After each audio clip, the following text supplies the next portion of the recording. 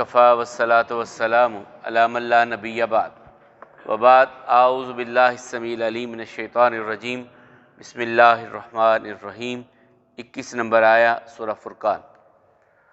وقال الذین لا یرجون لقاءنا لولا انزل علینا الملائکۃ او نری ربنا لقد استکبروا فی انفسہم واتوا عتوا کبیرا یوم یرون الملائکۃ لا بشری یومئذ للمجرمین ویقولون حجرا محجورا وقدمنا الی ما عملوا من عمل فجعلناہ ہباء منثورا اصحاب الجنہ یومئذ خیر مستقرا واحسن مقیلا صدقت یا رب العالمین۔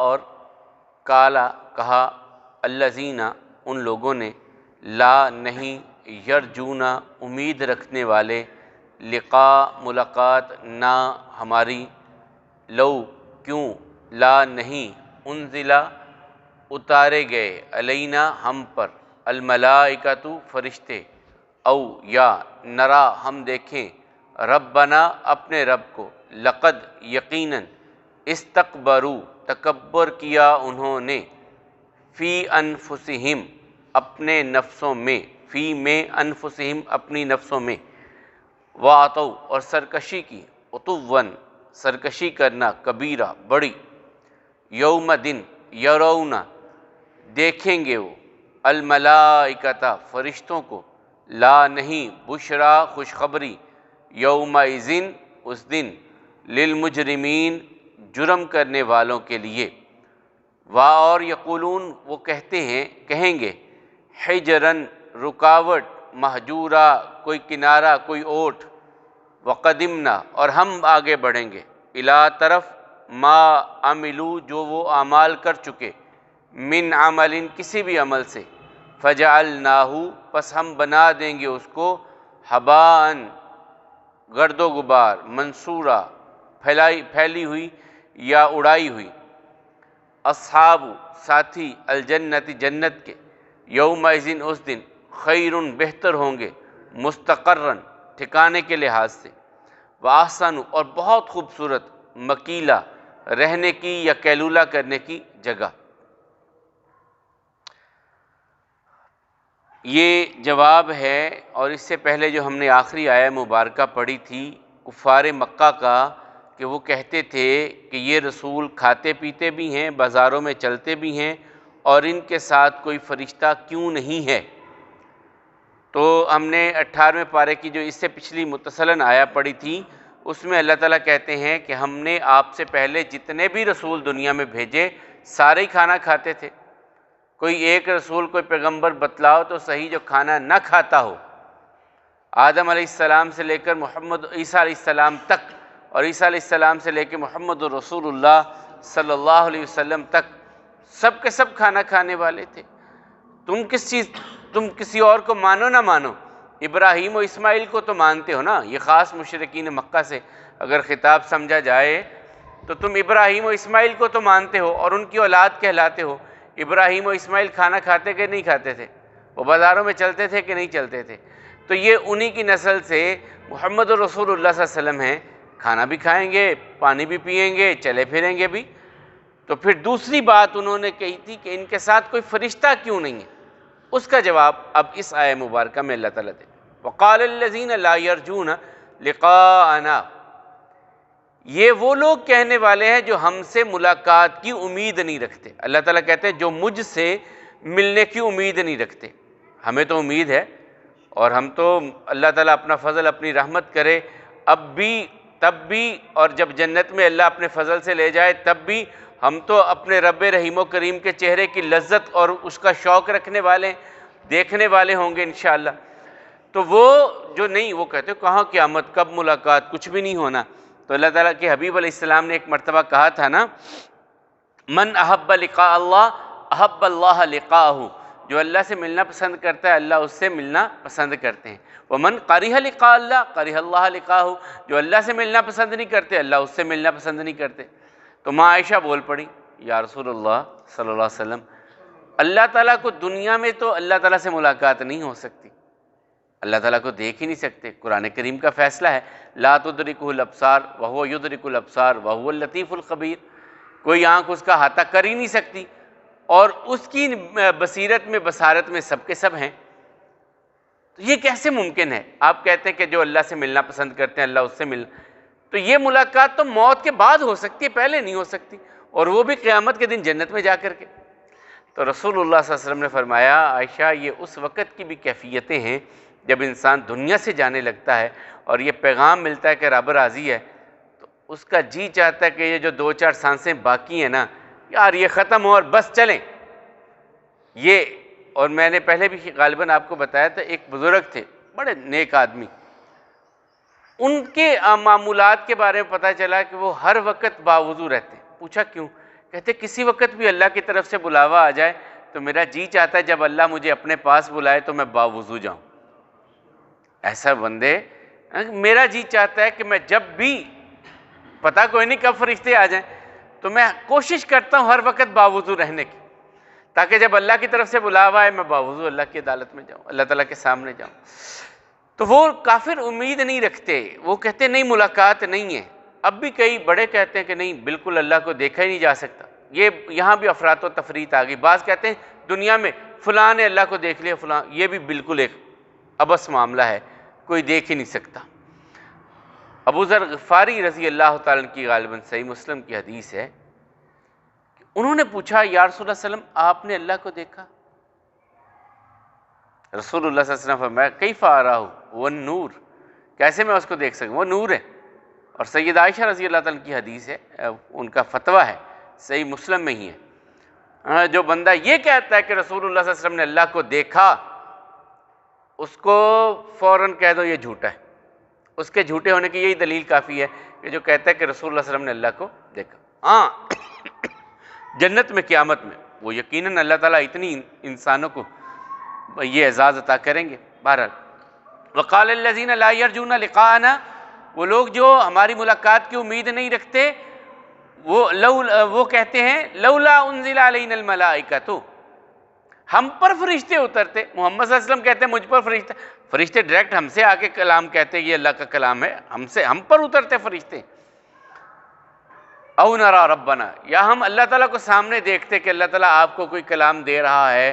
وہی بات جو بنی اسرائیل نے کہی تھی جب موسیٰ علیہ السلام لے کر کے طور پہ گئے اور اللہ تعالیٰ کی طرف سے شرف ہم کلامی ملا موسیٰ علیہ السلام کو، کہنے لگے لن نؤمن لک حتی نری اللہ جہرۃ، موسیٰ ہم تیری باتوں کو نہیں ماننے والے جب تک اللہ تعالیٰ کو سامنے نہیں دیکھ لیتے۔ یہی بات اب مشرکین مکہ کہہ رہے ہیں، لولا انزل علینا الملائکہ، ہم پر فرشتے کیوں نہیں اترتے، او نرا ربنا، یا ہم اپنے رب کو دیکھیں۔ لقد استکبروا فی انفسہم، اللہ تعالیٰ کہتے ہیں بڑا تکبر والا جملہ اپنے نفسوں میں پنپ رہے ہیں، ان کے نفسوں میں ان کے جی میں بڑا تکبر والا جملہ آ گیا۔ وَأَتَوْا عُتُوًّا كَبِيرًا، بہت بڑی سرکشی کی بات، بڑی سرکشی کی بات انہوں نے کی ہے۔ ان کو تو اللہ تعالیٰ نے فوراً پکڑ لیا تھا نا، وہ 70 کے قریب جو گئے تھے بنی اسرائیل کے، تو اللہ تعالیٰ کہتے ہیں انہیں فَأَخَذَتْهُمُ الصَّيْحَةُ، ہم نے اسی وقت انہیں پکڑ لیا۔ پھر موسیٰ علیہ السلام نے دعا کی یا اللہ ان بیوقوفوں کی وجہ سے قوم کے سامنے رسوا نہ کرنا، تو پھر انہیں جو ہے چھوڑا گیا۔ تو یہاں اللہ تعالیٰ کہتے ہیں انہوں نے اپنے نفس میں تکبر اور سرکشی کی بات، اور بڑے سرکشی کی بات کی ہے کہ ہم اپنے اللہ کو کیوں نہیں دیکھتے، ہم پر فرشتے کیوں نہیں اترتے۔ یہ بات پھر جا کے سورہ زخرف میں بھی اللہ تعالیٰ نے کہی کہ کیا یہ بتلائیں گے کس پر اللہ کی رحمت ہونی ہے اور کس پر نہیں ہونی، کس پر میں نے فرشتے اتارنے کس پر نہیں اتارنے، یہ بتائیں گے مجھے؟ یہ میری رحمت ہے، میں جس کو چاہوں جب چاہوں جہاں چاہوں عطا کروں۔ یہ کون ہوتے ہیں میرے معاملات میں دخل کرنے دینے والے؟ فرمایا یوم یرون الملائکۃ لا بشری یومئذ للمجرمین، جب فرشتے دیکھ لیں گے نا، یہ کہتے ہیں فرشتے کیوں نہیں آتے، جب فرشتے آ جائیں گے پھر ان مجرموں کے لیے کوئی خوشخبری نہیں ہوگی۔ جا کر کے دیکھ لیں لوط علیہ السلام کی قوم کے پاس آئے تھے فرشتے، قوم بھاگی بھاگی آئی تھی، انہوں نے کیا کہا تھا، تھوڑا سا ٹائم ہے ابھی ان کو دیکھ لیتے ہیں۔ تو جب آ جاتے ہیں نا فرشتے، یا تو پھر اللہ کا عذاب لے کر کے آتے ہیں، یا پھر قیامت کے دن کے حوالے سے ہے کہ جب اس دن بھی یہ فرشتوں کو دیکھ لیں گے کوئی خوشخبری نہیں ان کو ملے گی، پھر اللہ کے عذاب ان کا انتظار کرنے والے ہوں گے۔ یوم یرون الملائکۃ لا بشری یومئذ للمجرمین، پھر مجرموں کے لیے اس دن کوئی بھی اچھی بات، خوشخبری نہیں ہوگی۔ وَيَقُولُونَ حِجْرًا مَحْجُورًا، پھر کہیں گے کوئی اوٹ، کوئی رکاوٹ۔ حجر، یہ جو حتیم ہے نا، اسے مقام حجر بھی کہا جاتا ہے، کیونکہ یہ روک لیا گیا تھا نا، بیت اللہ کے حصے میں اندر شامل نہیں ہوا، اسے مقام حجر بھی کہتے ہیں اس وجہ سے، روک لینا۔ تو قیامت کے دن یہ مجرم لوگ جو آج کہہ رہے ہیں فرشتے نظر نہیں آتے، جب فرشتے قیامت کے دن ان کو نظر آئیں گے، اس دن کہیں گے کوئی رکاوٹ بن جائے، یہ نہ ہی ہماری طرف آئیں، یہ چلے جائیں، کوئی ہمارے لیے اوٹ بن جائے، کوئی پناہ کی جگہ ہمارے لیے بن جائے، ہجرم مہجورا، کوئی ایسی جگہ ہمارے لیے ہو کہ ہم وہاں پر پناہ لے سکیں، رک سکیں، یہ ہمارے تک نہ پہنچ سکیں۔ اس دن یہ پھر کہیں گے، جو آج کہتے ہیں فرشتے کیوں نہیں اترتے، جب وہ اتریں گے پھر یہ چیخیں چلائیں گے۔ وَقَدِمْنَا إِلَى مَا عَمِلُوا، اللہ تعالیٰ کہتے ہیں پھر ہم آگے بڑھیں گے، إِلَى مَا عَمِلُوا مِنْ عَمَلٍ، جو بھی ان کے اعمال ہوں گے ہم ان سب کو راکھ میں بنا کر کے اڑا دیں گے۔ اب یہ لوگ دنیا میں تو کچھ نہ کچھ انسان کرتا ہی ہے، کافر بھی ہیں، سوشل ویلفیئر کے کام کریں گے، ہاسپٹل بنا دیں گے، کسی نے کچھ کر دیا، کسی نے کچھ کر دیا۔ اللہ تعالیٰ کہتا ہے جب مجھ کو نہیں مانتے تو میرے پاس کیا لینے آئیں گے؟ پھر میرے پاس ان کے ان اعمال کا کوئی بدلہ نہیں ہوگا، میں ان کے ان اعمال کو ہواؤں میں اڑا دوں گا۔ میرے پاس ان کے ان نیکیوں جو بظاہر نیک اعمال ہیں، کیونکہ نہ تو انہوں نے مجھ کو مانا، نہ میری رضا کے لیے وہ اعمال کیے، تو بدلہ میں نے دینا نہیں۔ تو یہاں فرمایا کہ ہم آگے بڑھیں گے، وَقَدِمْنَا إِلَى مَا عَمِلُوا مِنْ عَمَلٍ، پھر ہم آگے بڑھیں گے ان کے اعمال کی طرف جو انہوں نے اعمال کیے ہوں گے، فَجَعَلْنَاهُ هَبَاءً مَنْثُورًا، اور پھر ہم ان اعمال کو راکھ یا ہوا میں اڑا دیں گے، ان کے پلے کچھ بھی نہ ہوگا۔ یہ ایک اور چیز کے لیے بھی کہا رسول اللہ صلی اللہ علیہ وسلم نے کہ انسان بڑے بڑے اعمال لے کر کے آئے گا۔ 3 بندوں کا ذکر کیا نا، شہید ہونے والا، اور وہ سخی، اور ایک وہ جو بڑا عالم۔ اللہ تعالیٰ پوچھیں گے بتاؤ بھائی کیا کر کے آئے ہو؟ عالم کہے گا یا اللہ بڑی تقریریں کی، کبھی ادھر کبھی ادھر کبھی ادھر کبھی ادھر۔ اللہ تعالیٰ کہے گا جھوٹ بولتا ہے؟ نہیں یا اللہ میں نے بڑے بات تو اس لیے کرتا رہا، لوگ کہیں بڑا قاری، بڑی آواز، بڑے نئے نئے نکتے، جی کبھی کسی نے یہ بات بتائی نہیں، تو لوگوں سے واہ واہ بٹورنے کے لیے لوگوں کو سناتا رہا، میرے لیے تو نے کیا نہیں، میرے پاس بدلہ نہیں۔ آؤ جی شہید صاحب آپ آئیں، کدھر آئے بھائی؟ یا اللہ تو نے جان دی، تیرے نام پہ قربان کر دی۔ اللہ تعالیٰ کہتے ہیں جھوٹ بولتا ہے؟ نہیں یا اللہ میں تو تیرے راستے میں شہید ہو کے آیا۔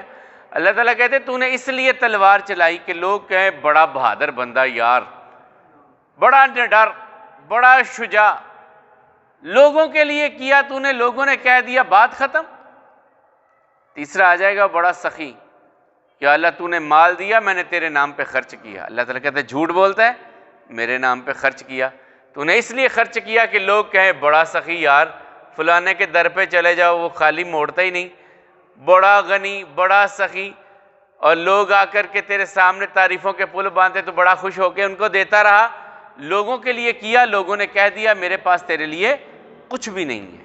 تو یہ ہے ہباء منصورا، کیے ہوئے اعمال سارے اڑا دیے جائیں گے۔ اللہ ہم سب کی حفاظت فرمائے اور ہمارے ٹوٹے پھوٹے جس طرح کے بھی اعمال ہیں اپنی بارگاہ میں قبول فرما لے۔ اصحاب الجنت یومئذ خیر مستقر، اصحاب جنت جو ہوں گے اس دن ان کا ٹھکانہ بڑا کمال کا ہوگا، بڑی خیر والا ٹھکانہ ہوگا۔ اللہ ہم سب کو ان میں شامل فرمائے، ہماری اولادوں کو اور ہمارے والدین جو دنیا سے جا چکے اللہ ان کو بھی ان میں شامل فرمائے۔ ان کا ٹھکانہ بہت خوبصورت، یار اتنا بڑا خوبصورت ٹھکانہ کہ بڑے بڑے جگیردار اور بڑے بڑے بادشاہ رول رہے ہوں گے، اللہ اصحاب جنت کو کہیں آ جاؤ میرے عرش کے سائے کے نیچے۔ اللہ تعالیٰ اپنے عرش کریم کا سایہ دے دیں گے کہ یہ اسپیشل لوگ ہیں، یہ نہیں دھوپ میں کھڑے ہوں گے، باقی کھڑے رہو جہاں مرضی کھڑے رہو، یہ میرے بندے ہیں، انہیں لاؤ میرے عرش کے سائے کے نیچے۔ اس سے بڑھ کر کیا کمال اور اس سے بڑھ کر کیا عزت اور اس سے بڑھ کر کیا مقام ہوگا کہ اللہ تعالیٰ کہے میرے بندے ہیں لاؤ میرے عرش کے سائے کے نیچے۔ وہ بڑی میرے دل کو ایک بڑی ہر فرمانے رسولی سر آنکھوں پہ، لیکن وہ بڑا کمال کا لگتا ہے۔ آقا فرماتے ہیں اللہ تعالیٰ آواز دیں گے فرشتوں جاؤ میرے پڑوسیوں کو لے کے آؤ، میرے ہمسائے لے کے آؤ۔ کیا کیفیت ہوگی؟ فرشتے بھی کانپ نہیں جائیں گے کہ یا اللہ تیرے ہمسائے، تیرے اتنی عزت والے کون کہ جنہیں تو اپنا ہمسایہ قرار دے دے؟ اللہ تعالیٰ سے پوچھیں گے یا اللہ کون؟ اللہ تعالیٰ فرمائیں گے این جیرانی، میرے ہمسائے کہاں ہیں؟ فرشتے پوچھیں گے یا اللہ کون؟ این عمارۃ المساجد، اور مسجدوں کی رونق بڑھانے والے جو ہیں وہ میرے ہمسائے ہیں، اب وہ دھوپ میں کیوں کھڑے ہوں؟ لاؤ انہیں میرے عرش کے سائے کے نیچے، وہ میرے گھر کی سائے کے نیچے رہتے تھے، اب میرے عرش کے سائے کے نیچے رہیں گے۔ یہ اللہ تعالیٰ اس دن اعزاز عطا کریں گے، اللہ ہم سب کو ان میں شامل فرمائے۔ وَأَحْسَنُ مَقِيلًا، حسن ہوتا ہے خوبصورت ہونا، احسن ہوتا ہے بہت زیادہ خوبصورت ہونا، بہت خوبصورت۔ مقیلہ، مقیل اصل قیلولہ سے ہوتا ہے دوپہر کے وقت آرام کرنا، تو دھوپ میں، گرمی میں، شدت میں بندے کو زیادہ نیند آتی، تھکاوٹ بھی ہو جاتی، بندہ آرام کرتا ہے، سایہ دیکھتا ہے۔ تو اللہ تعالیٰ کہتے ہیں ان کے لیے جو قیلولے کا یا ٹھہرنے کی جگہ ہوگی وہ بڑی خوبصورت ہوگی۔ اللہ تعالیٰ کے عرش کے نیچے اس سے خوبصورت جگہ اور کیا ہوگی؟ تو اللہ تعالیٰ کہتے ہیں ان کا ٹھکانہ بھی بہت خوبصورت ہوگا۔ اور وہ لوگ جو نہیں امید رکھتے ہماری ملاقات کی، وہ کہتے ہیں کہ کیوں نہیں ہم پر فرشتے اترے، یا ہم اپنے رب کو کیوں نہیں دیکھتے؟ انہوں نے تکبر کیا اپنے نفسوں میں اور بہت بڑی سرکشی کی بات کی۔ جس دن فرشتے ان کو نظر آئیں گے، ان کے لیے کوئی خوشخبری نہیں ہوگی اس دن، اور ان مجرموں کے لیے، اور اس وقت یہ اوٹ تلاش کرتے پھریں گے، پناہ تلاش کرتے پھریں گے، اور ہم آگے بڑھیں گے ان کے ان اعمال کی طرف جو اعمال انہوں نے کیے ہوئے ہوں گے، ہم ان سب کو ہوا میں اڑا دیں گے۔ ہاں وہ جنت والے، اس دن ان کا ٹھکانہ بہت خوبصورت خیر والا ہوگا، اور ان کا بہت خوبصورت جو ہے وہ رہنے کی جگہ ہوگی۔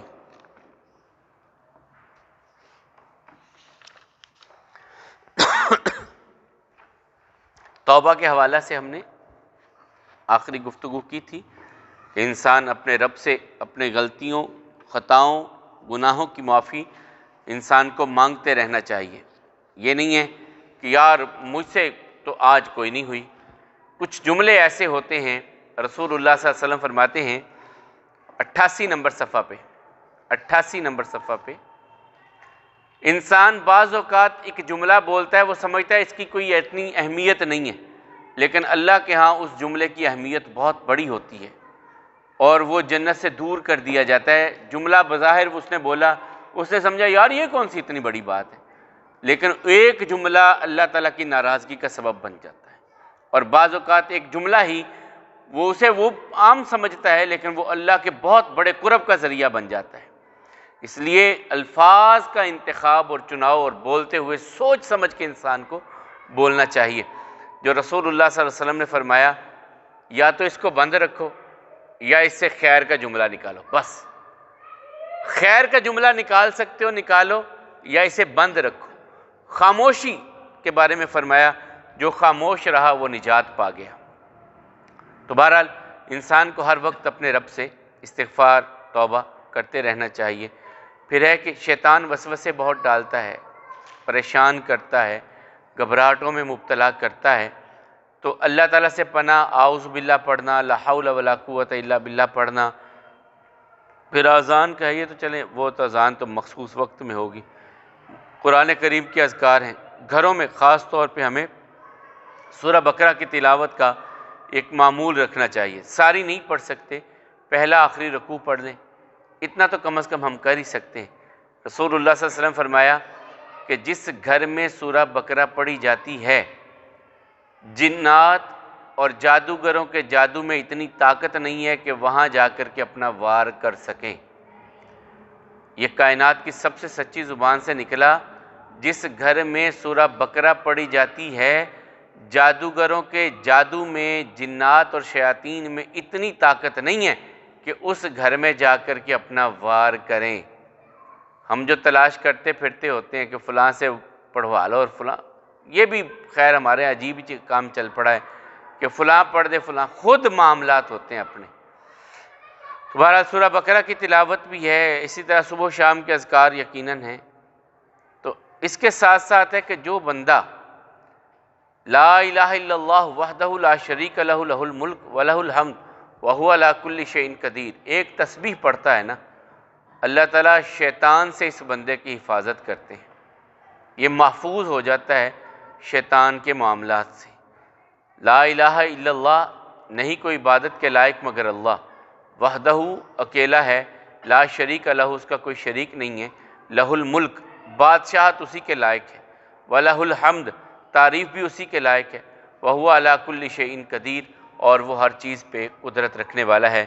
اللہ احکم الحاکمین ہم سب کو شیطان کے وسوسوں سے، شیطان کی پھونکوں سے اور شیطان کی سانسوں سے بھی اللہ تعالی ہم سب کی حفاظت فرمائے۔ اقول قولی ھذا والحمد للہ، استغفر اللہ لی